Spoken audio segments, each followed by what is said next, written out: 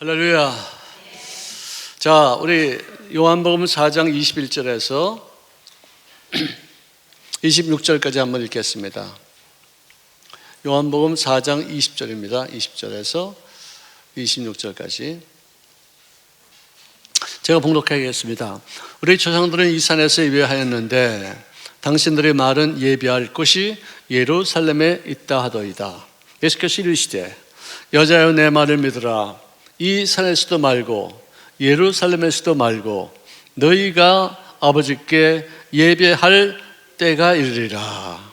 너는 알지 못하는 것을 예배하고 우리는 아는 것을 예배하노니 이는 구원이 유대인에게서 남이라. 아버지께 참되게 예배하는 자는 영과 진리로 예배할 때가 오나니 곧 이때라. 아버지께서는 자기에게 이렇게 예배하는 자들을 찾으시니라. 하나님은 영이시니 예배하는 자가 영과 진리로 예배할지니라.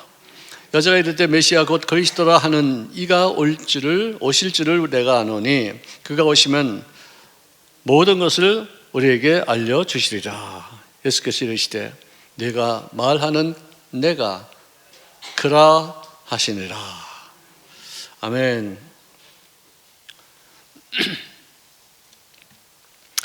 자, 예배는 어떤 장소를 제한하는 것은 아닙니다. 예루살렘에서도 말고 저 산에서도 말고 예배를 드리는 때가 오는 거예요. 이 때가 중요한 것이죠. 어느 곳에도 예배를 드릴 수 있어요. 하지만 때는 뭐냐? 물론 좋을 때도 예배 드릴 수 있고 나쁠 때도 예배 드릴 수 있지만 특별히 어려울 때, 슬플 때, 고난받았을 때, 도저히 이해할 수 없을 만큼의 어떤 여러 가지 악한 일들을 만났을 때, 이때야말로 예배를 드리되 어떻게 예배를 드리느냐? 성령과 말씀으로 충만해서 예배를 드릴지니라. 할렐루야. 저는 사도신경을 외우면서 1시간 동안 울은 적이 있어요. 초신자 때. 전능하사 천지를 만드신, 그래서는 막 정말 한 시간 더 울었을 것 같아요. 제가 말 하나하나 규절이 얼마나 내 마음속에 그렇게 사무치고 그렇게 아픈지.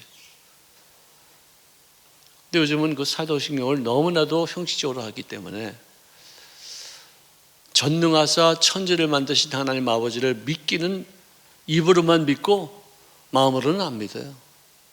정말로 그 신앙 고백은 내가 잘 믿음이 없기 때문에 고백함으로 생길 수도 있고 진짜로 믿기 때문에 고백함으로 그 믿음이 내 생활 속에 열매를 맺게 될 수 있는데 그냥 암송을 하는 거로 끝나져요.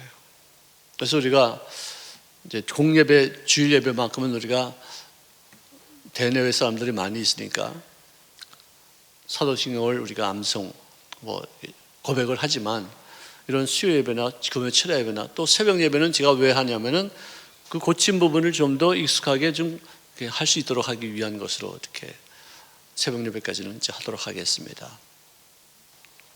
아무런 무의미하게 드리는 그런 어떤 예배는 예배가 아니라요. 성령으로, 진리로, 말씀으로, 그죠? 영과 진리로. 그러니까 신령과 진정이라고 말하는데 그건 참 번역이 잘못된 얘기예요. 성령과 말씀으로 예배를 드려라. 이 두 가지 요소가 굉장히 필수적인 어떤 그런 쌍벽을 이루는 요소예요. 이건 하나가 없어지면 안 돼요. 둘 다 있어야 돼요. 이쪽이 있든지 이쪽이 있든지가 아니에요. 양쪽이 다 있어야 돼요. 그래서 날개를 펴고서 날 수 있지 한쪽 없으면 날개 퍼덕거려봤자 못 날아요. 예배자의 자세는 뭐냐? 성령과 말씀으로 예배를 드려라. 그래서 우리가 예배를 드리기에 앞서서 하나님 앞에 무슨 다 예배지만 예배의 어떤 과정에서 기도를 쭉 하면은 성령이 여기 임하셔요. 아멘. 그냥 맹숭맹숭하게 드리는 것보다도 찬송과 기도로 주님 앞에 그분의 영이 내 마음속에 임할 수 있도록 하기 위해서 드리는 예배는 참 좋은 것이에요. 찬송도 그냥 입으로만 하는 찬송이 아니라 가사 하나하나를 음미하면서 그 가사가 나의 삶의 고백이 되기 위해서 하나님이 들으신다는 어떤 그런 인식하에서 찬송을 드리면 훨씬 더 연애스러워요.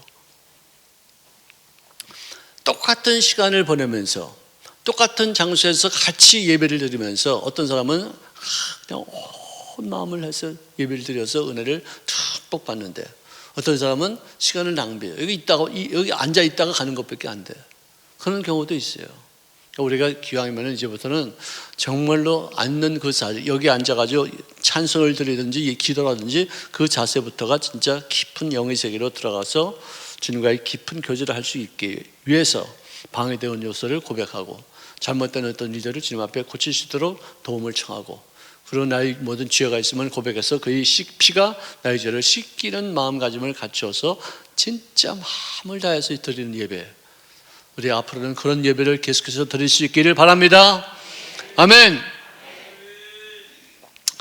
자, 너희는 알지 못하는 것을 예배하고 우리한테 하는 말하고 똑같아요. 무슨 예배를 하는지도 몰라. 말씀 듣는 것도 예배지만 그것만은 다 예배가 아니에요. 듣는 것도 예배지만 드리는 것도 예배예요.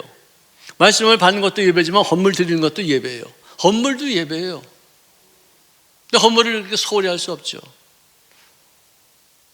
진짜 마음을 다하고 적지만 연약하지만 부족하지만 정성을 다해서 두 렙돈의 어떤 그런 헌금을 하나님께서는 그 엄청나게 많이 드리는 헌물보다 더 기쁨으로 받으신 이유가 뭐냐? 거기에 마음이 실려있기 때문에. 아멘. 연기하는 사람들도 연기할 때요, 그거 먹지 마 이런 거하고 그거 먹지 마 틀리잖아요, 그죠? 그러니까 그거 먹지 마 연기가 아니에요. 그거는 대본을 외우는 거예요. 근데 그거 먹지 마 이렇게 연기를 한다면은 신실하게 진짜 그것을 먹지 않도록 하기 위한 어떤 그런 의지가, 그런 감성이 그 속에 섞여서 그 사람들에게 표현하는 거예요. 똑같은 말도 그래요. 그런데 예배 하물며 그냥 마음을 실리지 않은 입으로만 하는 그런 예배가 있고 찬송이 있고 기도가 있을 거 아니에요. 근데 진짜로 고난당할 때, 괴로움 당할 때는 예배가 진지해지죠. 순수해지죠. 정말 간절해지죠. 애통하는 마음으로 정말 마음을 담아서 드리는 예배가 돼요. 왜? 그 예배가 주님 앞에 상달되지 않고 주님의 도우심이 없으면 나는 거기서 망하니까 어쩔 수 없이 간절히 드리는 거예요. 하나님도 참 골치 아플 때가 많으실 것 같아요. 혼내자니 안타깝고 불쌍하고 또 혼을 안 내자니 또 이렇게 건성해서 예배드리고 왔다 갔다 하고, 그러니까 땡겼다 밀었다 땡겼다 밀었다 주님이 그러세요. 우리가 근데 지혜로우면요 평상시에 문제가 없어도 간절하게 드리는 예배, 나에게 문제가 없으면 남에게 문제가 있는 걸 가지고서 내가 진짜로 그들의 마음에 앞서 간절히 드리는 예배. 그래서 중보기도는 누구를 위한 것이냐? 물론 남을 위한 것도 되지만 그 사람의 아픔과 그 고통을 내가 안고서 같이 주님 앞에 그 아픈 마음으로 힘든 마음으로 예배를 드리다 보니까 내가 성장하는 거예요. 아멘도 안 하는 거 봐. 중보기도 하면 내가 성장한다는데 가만히 계세요? 할렐루야. 아멘. 중보기도가 그래서 중요한 거예요. 나에게는 문제가 없어요. 지금 이렇게 문제가 없는 사람은 없겠지만 그렇지만 그렇게 얼복걸하게 그런 문제가 없을 때, 남이 고통받는 걸 볼 때, 남이 괴로움 가운데 빠져 있을 때, 사경을 헤매는 그 사람을 볼 때 그 사람의 마음, 그 가족들의 마음을 실어서 간절한 마음으로 기도하는 거예요. 그래서 중보기도를 하면 성장은 나에게 많이 이루어져요. 중보기도도 그냥 대충 기도하겠습니다 이러고서 하는 게 아니라 정말로 그 당사자의 어떤 아픔, 또 그 주변에 있는 사람들이 겪는 그런 순환, 이런 것을 생각하면서 이 가정에 이 사람의 당사자에게 하나님의 은혜가 임하여지면 되겠습니다 하고서 마음을 쏟아놓고 사는 기도, 하나님이 받으시고 우리들의 삶에 더욱 영적인 풍성함을 허락하실 줄로 믿습니다. 자, 너희는 알지 못하는 것을 예비하고 우리는 아는 것을 예비한다 이거예요. 이 사람들은 무조건 예배를 드리는 거야. 무조건 경배는 우상에다 절하든지 무슨 신에다 절든지 아버지가 해오던 거 어머니가 해오던 거 그냥 대충 따라서 이렇게 하는 거예요. 대상이 없어요. 근데 우리는 사도신경에 전능하사 천지를 만드신 하나님 아버지를 내가 믿사오며 예배드린다고 해요. 아멘? 전능자를 내가 예배를 드린다면 내가 낙심하고 좌절할 이유가 없죠. 왜 염려합니까? 전능자에 대한 예배가 없기 때문에 그래요. 전능자를 내가 인식하지 못하기 때문에 그래요. 물론 우리가 연약하니까 어떨 때는 감정에 치우쳐서 어떤 환경이 너무나도 수상하니까 너무 인간적으로 보기엔 너무 이제는 꽉 막혔으니까 낙심할 때가 있죠. 그럴 때가 있어도 하나님은 전능자이십니까? 내가 하나님을 믿습니다. 이 모든 문제를 통해서 당신의 뜻이 이 땅에 이루어지게 될 줄로 믿습니다. 고난이 변화해서 유익이 될 줄로 믿습니다. 이 고난을 통해서 나는 더욱더 성장하게 될 줄로 믿습니다 하면서 진정한 의미로 그 말씀을 받아들여서 예배를 한다면 하나님은 너는 예배의 대상이 전능하신 하나님이구나, 그렇게 볼 수 있어요. 이는 구원이 유대인에게서 납니다. 이거를 어떤 분들이 나한테 왜 서양 그 종교를 믿느냐고. 그래서 내가 그랬어요. 이거는 서양 종교가 아닙니다. 서양을 통해서 기독교가 한국에 전달되었 뿐이지 이건 서양 종교가 아니라 하늘에서부터 우리에게 임한 참 도입니다. 종교도 아닙니다. 이거는 하나님과, 나를 지으신 하나님과의 만남을 이루는 것이지 종교가 아닙니다. 아니 이게 어디 서양에서 왔습니까? 동양에서 왔습니까? 하늘에서 온 거지. 근데 하나님이 누구를 택했냐? 유대인들을 택해서 왔기 때문에 거기서부터 전파된 그 복음이 지구 한 바퀴를 돌다가 한국에 왔기 때문에 그것이 서양에서 온 것 같지만 그 원칙은 그렇지 않습니다. 왜 하필은 유대인의 그 종교를 공부하느냐? 왜 유대인의 역사를 배우느냐? 전 세계 어떤 책에도 하나님에 대해서 어떤 한 민족을 택해서 그들에게 역사하시는 그 내용을 적은 글이 있는 것이 유대인의 책, 이 성경밖에 없거든. 그러니까 우리가 배우는 거예요. 어쩔 수 없이 남의 역사를 공부하는 거예요. 근데 그 유대인의 역사는 인간의 역사가 아니라 하나님이 일하신 것에 대한 어떤 역사가 기록되어 있기 때문에 내가 다른 것은 하나님을 알 수 없으니까 유대인의 이 역사서 책을 통해서 내가 주님을 만나는 거예요. 아멘. 그래서 우리가 주회장들이 요즘 와서 여러분들 성경 말씀도 가르치고 다 참 훌륭하시어들 다. 그 젊은 분들이 나는 그 나이 때 그렇게 난 설교, 나 그렇게 강의 못 했었던 것 같아요. 참 훌륭하셔. 여러분들 복덩인 줄 아시오. 좋은 주회장들 많이 만났습니다. 훌륭합니다. 우리가 배울 점이 참 많이 있습니다. 아멘. 따라합시다. 나는 벌써 복덩이다. 아멘. 자신감을 갖고 사시기 바랍니다. 어려움이 있어도 그 어려움 때문에 내가 더욱 나빠지는 않습니다. 나는 잘못되기는 영 틀린 사람입니다. 그러므로 끊임없이 발전하고 성장해서 주님 앞에 쓰임받는 일꾼이 되시기를 바랍니다. 자, 이렇게 아버지께서는 어떤 사람을 찾느냐? 참되게 예배하는 사람을 찾는다. 근데 그런 사람들이 누구냐면은 영과 진리로 예배할 때를 만난 사람들이에요. 아버지께서는 자기에게 이렇게 예배하는 자들을 찾으시느니라. 계속해서 반복하는 거예요. 반복. 하나님은 영이시니 예배하는 자가 영과 진리로 예배할지니라. 이거를 말로도 할 수 있지만 영의 세계로 들어가서 하는 거예요. 하늘에 계신 우리 아버지, 주기도문 아닙니까? 그것은 뭐 스카이 하늘도 있고 유니버스, 별들이 있는 하늘도 있지만 어느 곳에든지 그냥 영의 세계로 들어가는 하늘이에요. 예수 이름으로 기도하는 그 순간에 들어가는 하늘이에요. 그분이 바로 내 곁에 계시요. 왜? 내가 여기서 그냥 막바로 들어갈 수 있으니까. 이런 사람들을 하나님이 찾으시는 거예요. 참 이 요한복음 4장은 굉장히 깊이 있고 의미가 있고 우리 예수 믿는 사람들이 항상 적용해야 될 그런 말씀이 많이 기록되어 있어요. 자, 그랬더니 이제 이 사마리아 여인이 메시아라는 분이 오실 줄 내가 안다. 누구한테 들은 얘기죠. 믿는 건 아니에요. 믿는 거는 뭐냐? 소망하는 거예요. 오시기를 바라는 거예요. 오셨으면 좋겠다고서 영원하고 언젠가는 이 마지막 때 주님이 나를 구원하실 것을 기다리는 마음이 이것을 믿는 거예요. 근데 이 사람은 그저 들어서 아는 것 뿐이야. 그러니까 그가 오시면 모든 것을 우리에게 알려주시리라. 그러니까 메시아 된 소문은 들었어. 자기 인격적인 관계가 있는 게 아니에요. 그냥 알기만 해. 그런데도 주님께서 하신 말씀이 네가 말하는 바로 그가 바로 나니라. 할렐루야. 너 그 얘기 들었어? 너 메시아 온다는 얘기 들었어? 야, 그때 오면은 다 알게 된다는 거 얘기 들었지? 근데 그 메시아가 누군지 알아? 나야 임마 자식아. 이러는 거예요. 얼마나 놀랐을까? 얼마나 기가 막혔을까? 그분을 내가 여기서 만나다니.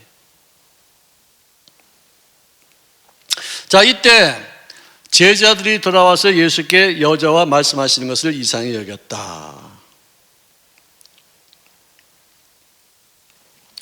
우리 인생은요, 마이너스 인생이 있고 플러스 인생이 있고 곱하기 인생이 있어요. 여러분 눈치챘죠? 무슨 인생 살고 싶어요? 빨리 말해봐요. 자, 마이너스로 살래요? 플러스로 살래요? 곱하기로 살래요? 야, 말도 참 잘한다. 곱하기를 사시기를 바랍니다. 자, 마이너스는 뭐냐? 항상 사는 게 후회스러워, 손해봐, 낙심, 탄식뿐이에요. 남는 건 그것밖에 없어. 사랑을 해도 꼭 배신을 당하고 상처를 받아서 이제는 어느 누구도 내가 믿을 수 없다면서 외톨이가 되는 인생들. 모두가 다 쓴물을 토하면서 사는 거예요. 이거 마이너스 인생이에요. 생수는 없어요, 그에게. 생수가 있으면 자기에게 플러스 인생인데 생수는 없고 항상 쓴물을 통해요. 그걸 마셔. 생수를 마셔야 될 인간이 쓴물을 마시고 있어요. 자, 에레미야서 2장 13절에 하나님의 백성이 행한 두 가지의 악이 있다고 그랬어요. 뭐냐? 곧 그들이 생수의 근원되는 나를 버린 것과, 내가 생수의 근원인데 너희들은 왜 나를 택하지 않고 버리냐? 그 첫 번째 죄예요. 하나님을 없이 여기는 것, 하나님 없다고 그러는 것, 하나님의 존재를 인식치 않는 것, 하나님의 도우심을 청하지 않는 것, 이게 다 하나님을 버린 거예요. 그 다음에 두 번째는 뭐냐? 스스로 웅덩이를 팠다. 하나님께로부터 생수를 얻어야 되는데 그것을 거부하고 자기 스스로가 웅덩이를 파서 여기서 나오는 그 물을 갖고 마시겠다 이거예요. 인본주의. 인기를 얻어서 돈을 많이 벌어서 좋은 차 타고 좋은 집에서 지으면서 명성과 그리고 권세를 당당하게 얻으면서 자기가 파는 우물, 거기서 생수를 얻겠다는 거예요. 이거를 사마리아 여인이 남편을 5씩이나 바꾸고 6번째는 남편도 자기 남편이 아니에요. 얼마나 목말랐을까요? 얼마나 갈증이 있었을까? 얼마나 인생이 후회스러웠을까? 마이너스 인생이에요. 버림받았어요. 오죽하면은 아침에 저녁에 와야 될 우물가를 아무도 없는 대낮에 와서 물을 길라고 그랬었을까? 에레미야서 17장 13절에는 이스라엘의 소망이신 야훼여, 무릇 주를 버리는 자는 다 수치를 당할 것이라. 무릇 야훼를 떠나는 자는 흙에 기록되리오니 이는 생수의 근원이신 야훼를 버렸음이니라. 여러분, 시원한 게 있어야 돼요. 아멘. 아멘.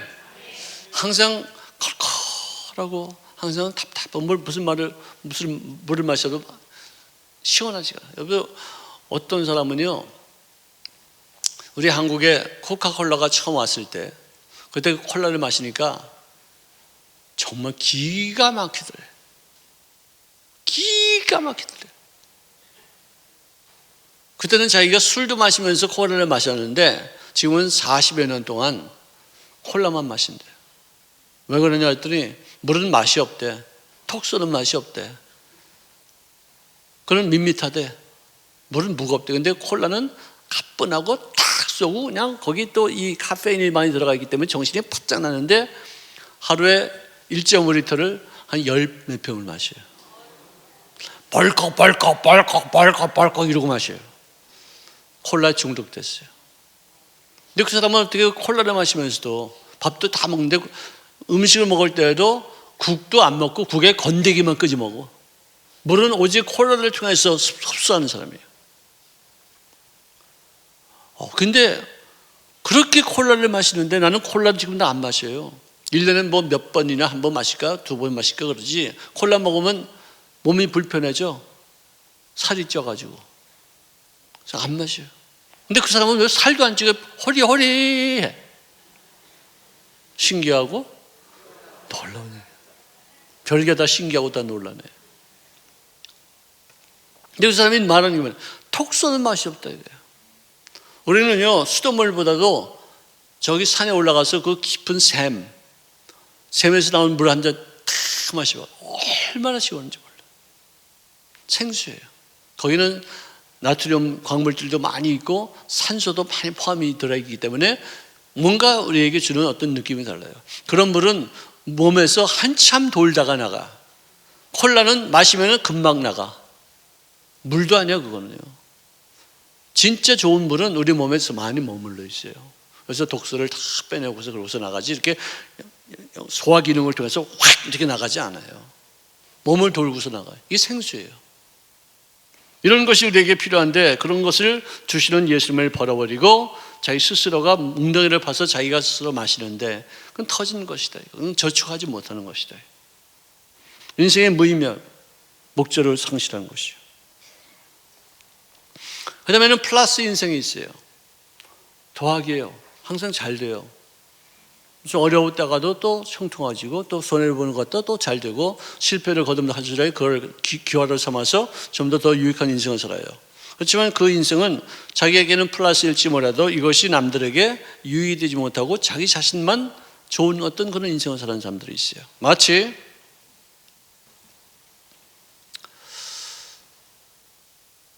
거미의 삶을 사는 사람이 있어요.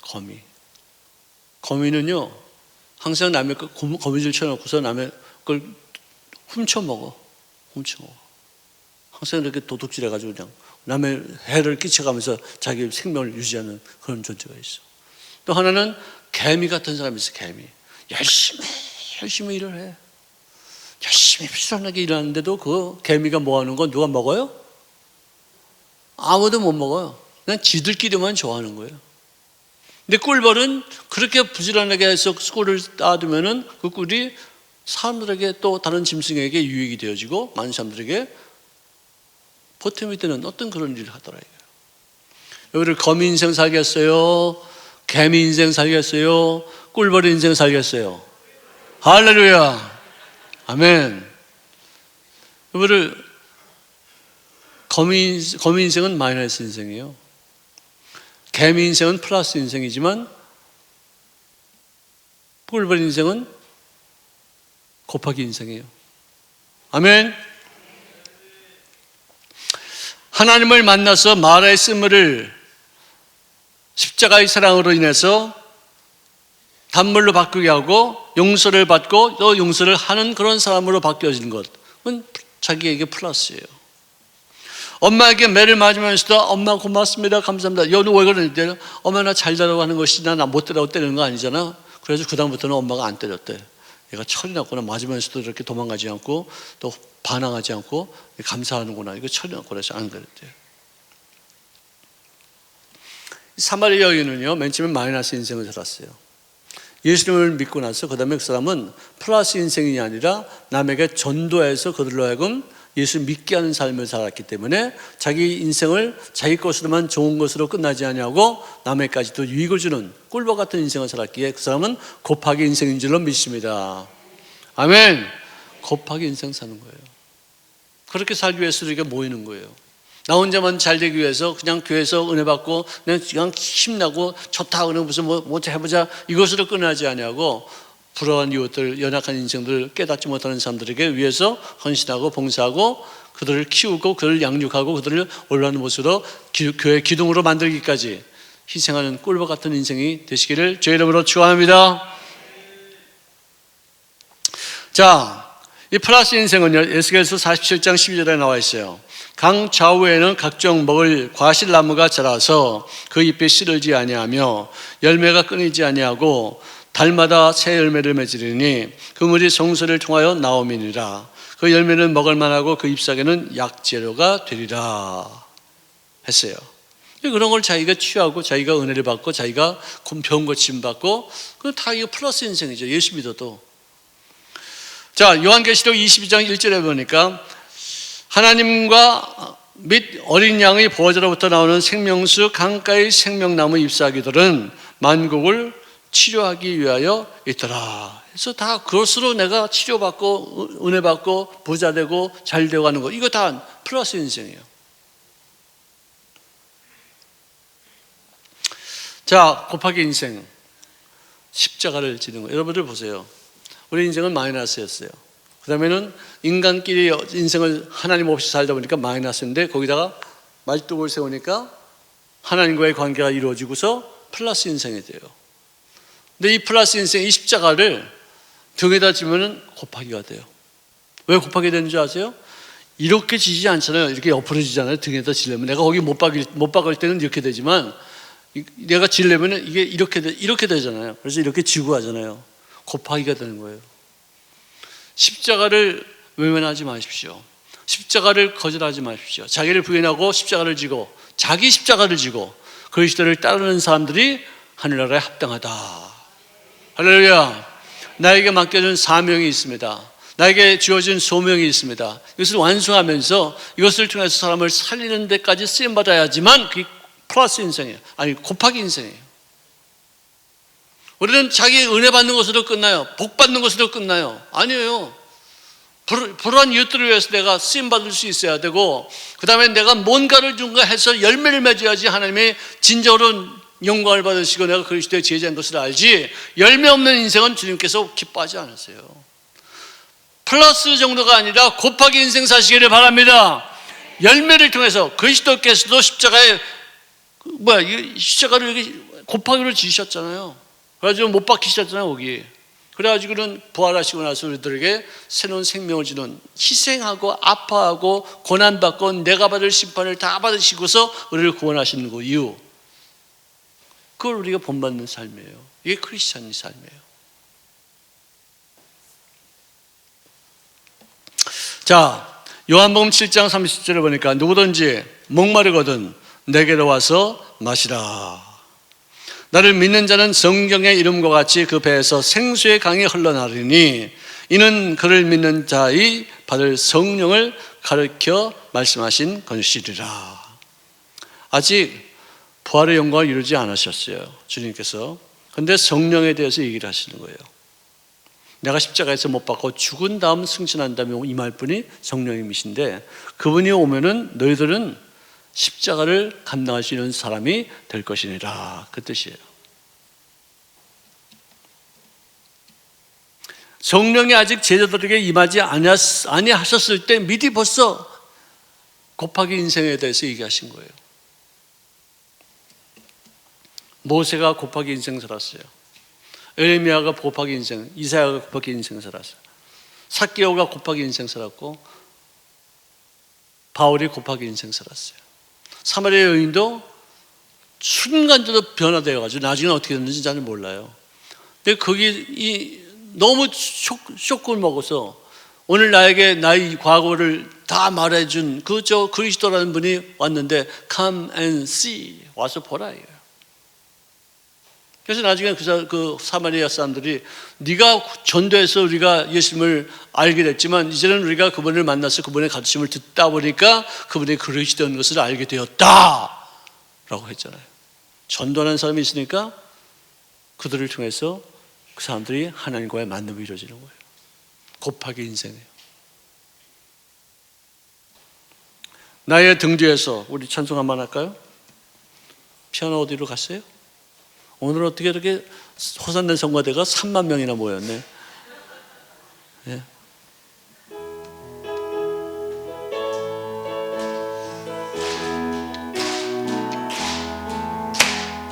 나의 등 뒤에서 나를 도우시는 주,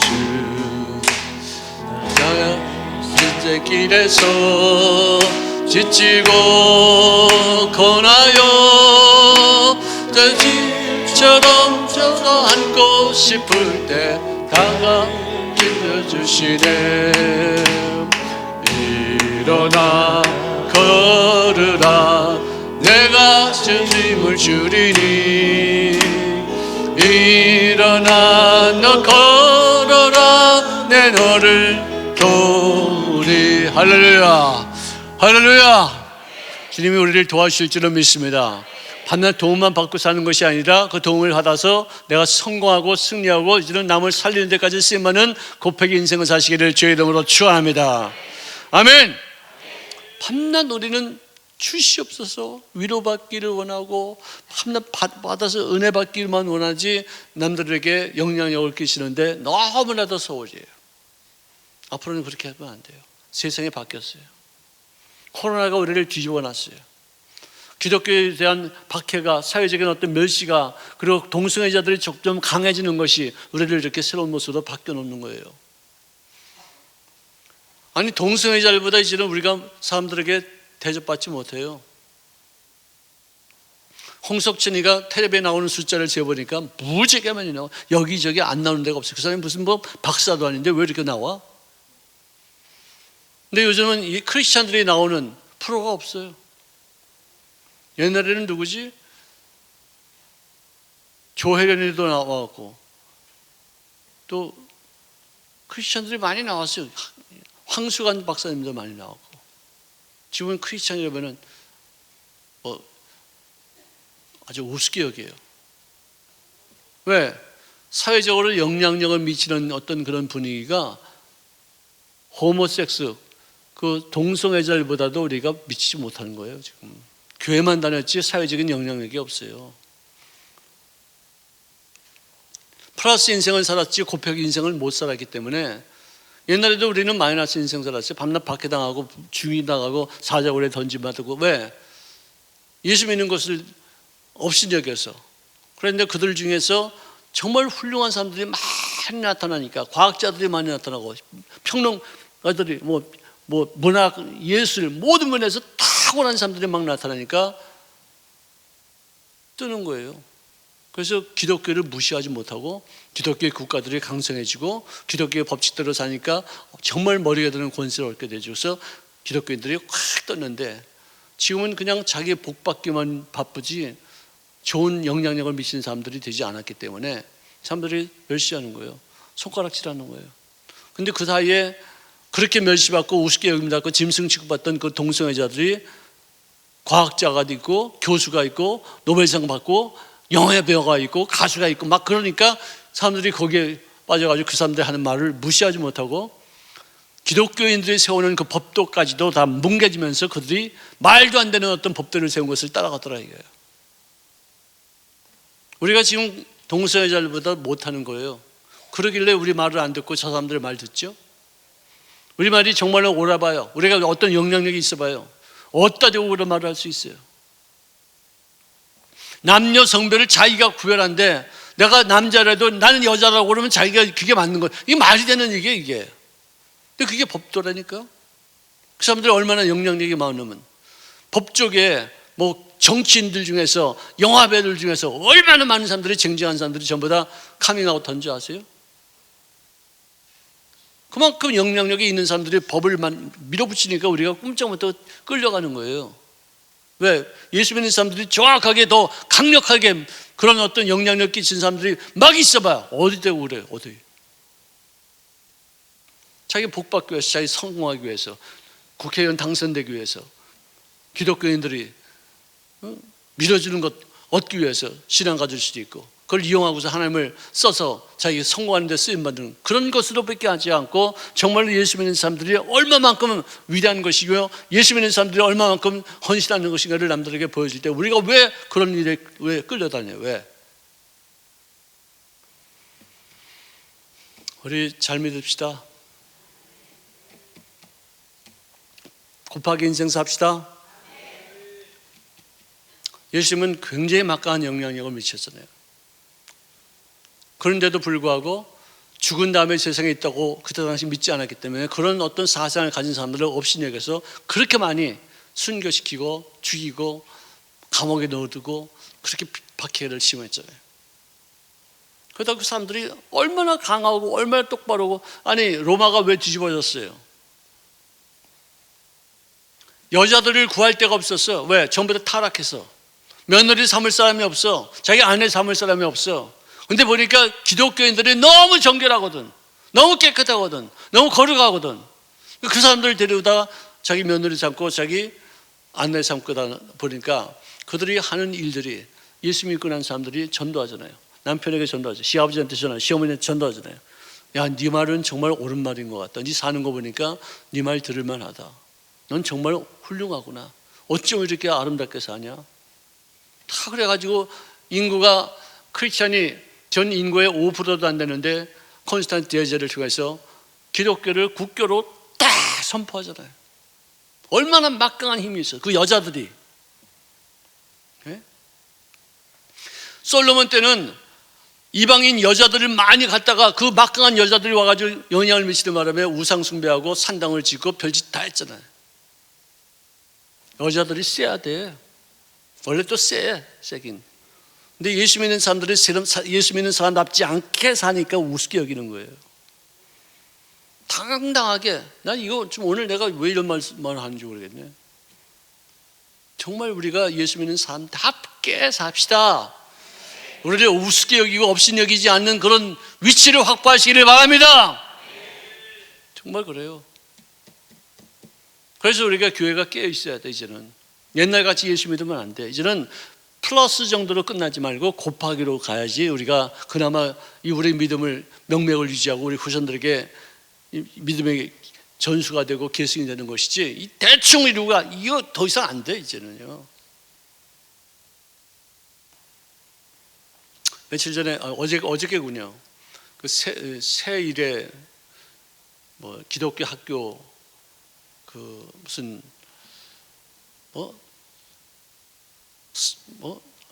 하여간 무슨 콘서트가 있었어요. 예수 믿는 아이들을 모아다가 그 후질고 공부도 못하고 그런 애들을 공부를 시키고 거기서 뭐 찬양 배우게 하고 율동 가르치고 그래가지고 그 아이들을 키웠어요. 예술가들로 키우는 거예요, 그냥. 근데 그 아이들이 공연을 하는데 그 동네 그 양평에 있는 그런 어떤 회관 하나 빌려가지고 그 아이들이, 거기는 주민들을 위한 어떤 모임이에요. 우리 예수 믿는 사람들이 이렇게 아름답게 산다는 걸 보여주는 거예요. 그러니까 이제 세상 사람들에게 하니까 그 노래도 뭐 세상적인 것도 있고 춤도 진짜, 난 그런 춤 있는 건 처음 봤어요. 진짜 춤 잘 추더라고요, 애들이. 기쁨으로 너무 즐겁게 숨이 할딱할딱하면서 숨이 넘어가서 꼴딱꼴딱 하는데도 그렇게 열심히 그렇게 하더라고요. 영향력을 미치는 거예요. 우리는 주일학교 어디서 뭐 좀 하자고 그래도 뭐 어쩌고 저쩌고 교회 안에서도 안 해. 이제는 참 세상이 많이 바뀌었어요. 이러니까 교회가 미래가 없는 거예요. 암담한 거예요. 신학교도 지금 보면요, 신학교가 우리 교회 대한민국의 우리 교단뿐만 아니라 대한민국에 있는 모든 교단의 신학교들이 지금 텅텅 비어가 있어요. 누가 하나 사람 쓰려면 사람 찾기가 힘들어. 예, 교육받은 사람들이 없기 때문에. 야, 이리 와서 너 옛날에 신학교 다녔지? 너 주변에 전도사 시험 치고서 떨어졌지? 한번 우리 교회 한번 가볼래? 안 갑니다. 왜 그러냐? 아니, 거기서 내가 뭐 얼마나 받겠어요? 난 지금 벌써 500만 원 받아요. 이래서 이 교회가 되겠어요, 이게? 우리 순복음 도봉교회라도 우리만이라도 깨어서 현실을 직시하고 잘못된 것을 고쳐나가며 예수 믿는 사람답게 삶으로 말미암아 사람들에게 존귀 여김을 받게 하시는 크리스찬이 되시기를 주의 이름으로 축원합니다. 아멘. 기도하겠습니다. 사랑하시는 주님, 고맙습니다. 생수의 근원이 바로 하나님이실진데 그분이 우리들의 뱃속에서 생명의 물을 뿜어내심으로 내가 플러스적으로만 인생을 사는 것이 아니라 곱하기적으로 인생을 삶으로 인하여 남들에게 좋은 영향력을 미치게 하시는 귀한 권세가 넘쳐나지게 도와 주시옵소서. 예수님의 이름으로 간절히 기도합니다. 아멘.